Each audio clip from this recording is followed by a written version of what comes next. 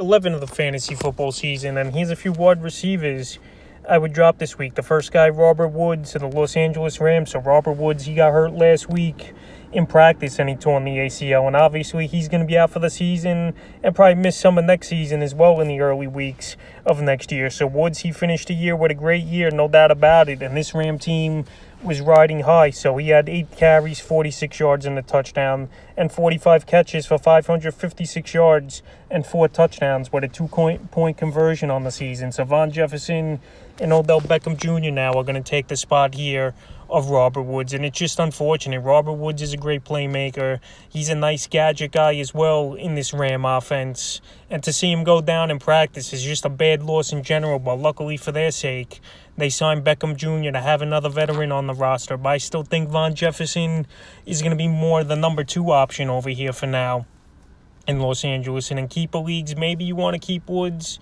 and dynasty leagues, but like I mentioned, he's probably going to miss the early part of next season as well, because this is a 9 to 12 month recovery, is this ACL injury, and obviously it's no joke. So right here, big loss for the Rams, big loss for fantasy owners, where Woods was either your number 1 or 2 option at the wide receiver position, but right now with the injury, he's an easy wide receiver to drop this week. The next wide receiver is Russell Gage of the Atlanta Falcons. I pretty much can't trust any Falcon wide receiver this season. They're too inconsistent besides Kyle Pitts, but obviously he's a tight end. So right here, Gage, he's not been getting the job done since he returned from injury. 1 big game and a couple goose eggs mixed in there. So he returned Week 7 at Miami, 4 catches, 67 yards and a touchdown. Week 8 versus the Panthers, no targets, no nothing. Week 9 at the Saints, 7 catches, 64 yards. And then at Dallas, Week 10, 3 targets and did nothing with them. So right here, there's a few receivers on this Falcon team: Tajay Sharp,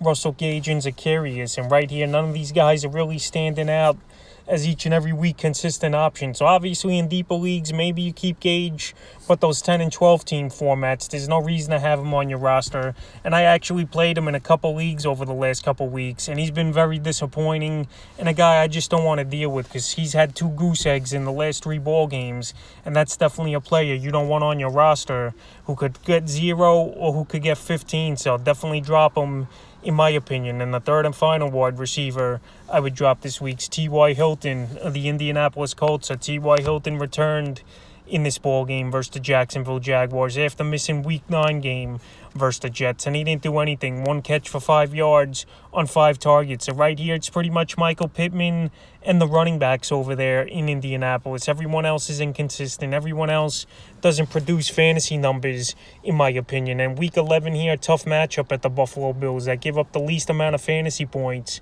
to wide receivers. So right here with the tough matchup and the inconsistency and the injuries throughout the season for Hilton, there's no way I would keep him on my roster this week. So that's a few wide receivers I would drop in Week 11 of the fantasy football season.